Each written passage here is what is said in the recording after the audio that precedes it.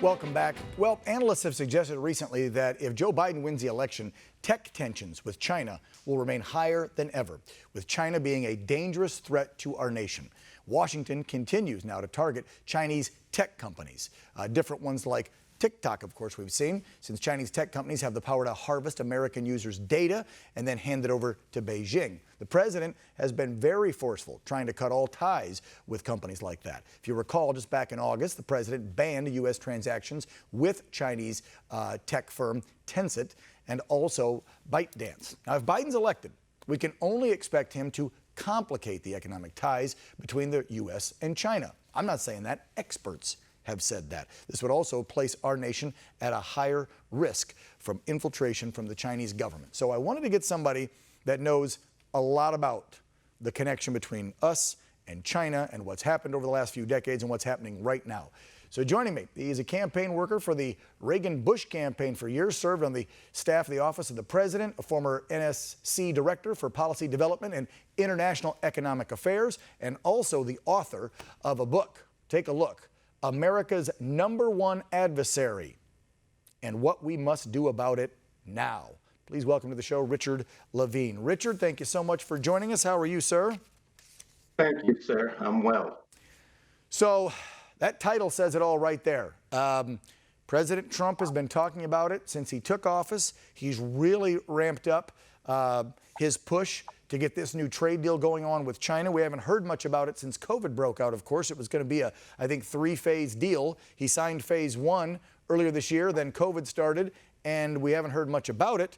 Of course, we've heard from Nancy Pelosi and others on the left that they actually admitted that China would approve and want a President Biden versus a President Trump. Now, why on earth, Richard, would China want a President Biden versus a President Trump? Well, you could look at a myriad of things. You could look at President Trump's tremendous leadership in the Middle East, trying to bring peace to the Arab-Israeli conflict. You could look at his total defeat of ISIS. You could look at the taking out of al-Baghdadi. And of course, in China, Donald Trump has presaged and enacted a far more realistic assessment of the Chinese threat than any president truly in history. And this is something that the Chinese fear because Donald Trump believes in the primacy of the individual above the state. I do not believe Joseph Biden shares that view. No, I think him and others, and this has happened on the right and the left over the last couple of decades, are big guys for globalization. They've talked about it. We heard it coming from President Bush and President Obama's mouth and Mr. Biden's mouth over the last few decades. They've all talked about it, both sides, and we see where that has gotten our country. Loss of jobs, our data being harvested and stolen from us, used against us. And now, with Antifa and everything else, communism creeping back in, which we know China, a communist country. Talk to me about your book, because that title, wow, that's powerful. And the president just the other day said that our #1 concern, the #1 adversary, the #1 problem and threat we need to worry about is China, while of course the mainstream media and the left deflects and says, no, sir, you are our biggest threat to our democracy, not China. Well, I'll agree with the president on this one, and I'll bet, and judging by the title of your book, you would as well. So if we grab this book, what are we going to discover? Well, I think you're going to see that China represents a multidimensional threat. They represent a threat in hard power. That's monetary inducements, coercion, military force. But they also represent a tremendous threat, an unequal threat in soft power, where America has had dominance for decades, and we expected that dominance to continue for decades. And what is soft power? It's the use of attraction and co-option in terms of outcomes to secure objectives in a nation's interest. Now, our freedoms, our businesses, and the past Hollywood have all been tremendous tools that we have used worldwide to bring countries towards freedom, to bring countries towards democracy, to bring countries towards free enterprise. But what China has done is almost a judo-like maneuver to turn those very assets against us. And we see that in penetration in our businesses, which Donald Trump, also Ted Cruz has tried to address this with the Script Act in Hollywood. And there is one other type of power. It's called shark power, and that's the use of and/or stratagems. You either do this or we do that. So China is really trying to master all three types of power, and to do so would be to eclipse the United States. Yeah, Richard, I totally agree with you. I was just saying to our first guest on the show, I believe we are in a silent war with China, and we have been. Would you agree with that assessment from them stealing our data, attacking us online, banking, mortgages, going after copyright and trademark infringements, getting our intellectual property? The things they've done over the past several decades, to me, is, like you just said, it's soft, but it's a soft war on America, on American values, on the American worker, to me. Well, and it is a continuum because soft power flows into sharp power, which flows into hard power. For example, China, at minimum, in the last 10 years alone, has stolen $2 trillion worth of intellectual property from the United Wow. States. Now, I want your viewers to conceptualize what $1 trillion is. A trillion is a million stacks of $1 million. So that means if we did not have this theft, 2 million American families could have been instant millionaires. Wow. Did you just say $2.3 trillion was stolen? At least 2 trillion, possibly as high as 3 trillion. And so, again, you have to agree with their president when he says the biggest threat, and your book says it right there, and what are we going to do about it? We got to do something now. It's China. And then let's talk about COVID.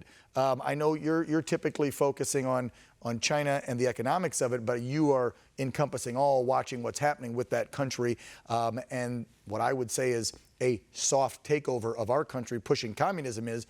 What do you have to say about all of the theories that have been coming out? And then we just saw a week or so ago that professor or doctor lady who went into hiding, who had to leave Hong Kong and say, look, they knew about this virus. It was in the Wuhan lab. Of course, I only saw her on mainstream media for one day, and now she's gone. Nobody's been covering that.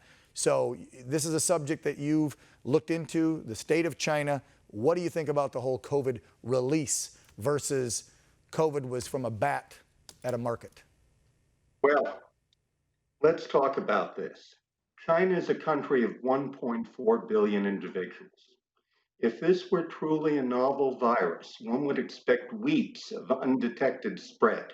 In other words, if it just happened from, let's say, a wet market, who would know what it was? And if you follow, there's something called an R naught, which is how many people get the virus from a given individual. So if you have one, you go to two, and then four and eight. It winds up to be a very huge number within weeks. Now let's look at China. I believe they're number 129 of the 190 or so nations on Earth, including many islands, in terms of number of cases that they report per million of inhabitants. We're in the top 10. That, how could this happen? Now, I don't want to agree with any specific scientist or someone who's had interviews on the news. I think it's up to our intelligence community and the intelligence community of our top allies, Japan, Korea, Great Britain, France, Germany, to truly determine how this virus sprung. And there are a lot of disconcerting facts, but we don't know the answer. But what is very clear is that China allowed international travel to take place when they locked down Wuhan, the province Hubei, which the city Wuhan is in. And let's look at the numbers. Now, even if they're underreporting by a factor of 10 or 20, you're talking about in a country of 1.4 billion, they're counting less than 5,000 deaths, of which almost all occur in Hubei province. Bogus. And this is with Chinese cities having population densities that are 4 times Yeah, they're what stacked on America top of each other over there. Right. Something, and to use the old phrase, something stinks in Denmark. And hopefully the American people, thanks to our brave intelligence officers, will get out there and find out exactly, Richard, what in the hell happened. Who's to blame? It's obviously China, but how? How did they release it? Why did they not lock it down? And how are they now? You see images coming out of Wuhan again where they've had pool parties and dance parties and they're back to normal again. So there's something fishy. I totally agree with you. They're giving me the hard rap here, Richard. We could go on for a long time with your knowledge of communist China. I want to throw the book back up there for them because I want folks to get this book and read it. Tell them where they can find this book about our #1 adversary against America, which is China. Point blank, folks. Believe it. The president says it. It's a fact. You just heard from an expert who's been studying this for decades. Richard, where can they find this book? well, on all the major sources, Barnes and Noble, Amazon, local bookstores, there are other means to buy the book online. And we hope that everybody reads this book. It's a very densely written book. It's short, but has a tremendous amount of information, including 70 specific actions that America can take. And Donald Trump has already taken some of these actions to truly address this threat. My friends and I, we were part of the group that defeated the evil empire, which was the Soviet Union. There is no reason that the great people of China must live under an authoritarian state. Their civilization goes back 4,000 years. Communism began in 1949 in terms of the government of mainland China. Let's peaceably reverse that through action. There you go. Let them take back their country. Richard Levine, thank you so much, man. Such great insight. We'll have you back on the show for sure to talk more about this threat of communist China. You have a great day, Thank sir. you so much. The president's taxes were brought up at this week's debate, but why not Joe Biden's? So many questions, so little answers. Coming up after the break, we'll speak with an expert about both their taxes and help us break things down for you. Don't go away.